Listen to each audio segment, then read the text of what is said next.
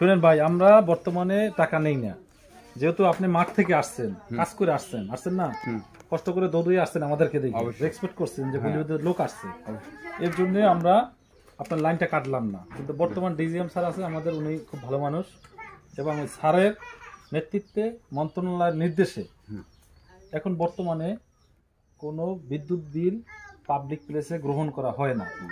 এখন যার যার বিল পরিশোধ করবে, আর আমরা যদি আসি তাহলে আমরা লাইন খুলে দিয়ে যাই বা কাটি দিয়ে যাই, যেটা বুঝেন। সেক্ষেত্রে আপনি যেহেতু আসছেন, লাইনটা কাটলাম না, আপনি এখন চাটখিল বাজারে যাবেন, যাইয়া বিলটা পরিশোধ করবেন, করার পরে কাগজটা নিয়ে বাসায় আসবেন। আমরা লাইনটা আপনার কাটলাম না, ঠিক আছে ভাইয়া? আপনি এই টাকাটা দিলাম, ধরেন এই টাকাটা আমরা পাইছি, এই টাকাটা আপনাকে একটা হেফাজতের জন্য দিছি, আমানত হিসেবে দিছি, আপনি এটা জমা দিয়ে আসবেন, খরচ করেন না, কেমন? ঠিক আছে, ধন্যবাদ। আর কাকু, আপনি যেটা বলছিলেন আপনার জন্ম থেকে নাকি যতদিন বিদ্যুৎ বিল আসছে বাড়িতে, আমাকে প্রশংসা পত্র দেয় মাঝে মাঝে।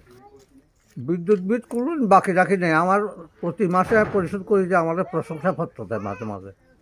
কাকু আপনার বয়স হবে কত? 83। তো আমরা চাচ্ছি, কাকুর বয়স 83 বছর এবং যত বছর, প্রায় 50 বছরের মতো বিদ্যুৎ আসছে, 47-48 বছর।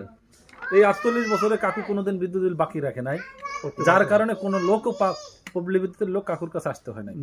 পল্লী বিদ্যুতের বিল বাকি রাখা মানে একটা হয়রানি পল্লী বিদ্যুতের লোকদেরকে। কাকু রাখে নাই, কাকুকে প্রতি বছর একটা প্রশংসা পত্র দেয়। আমরাও চাই কাকুর মতো যারা বৃদ্ধ বয়স্ক লোক আছে, বিদ্যুৎ বিল পরিশোধ করে, তারা যেন সারা জীবন বেঁচে থাকে, পল্লী বিদ্যুতের বিল পরিশোধ করে। আমরা এটা দোয়া করি।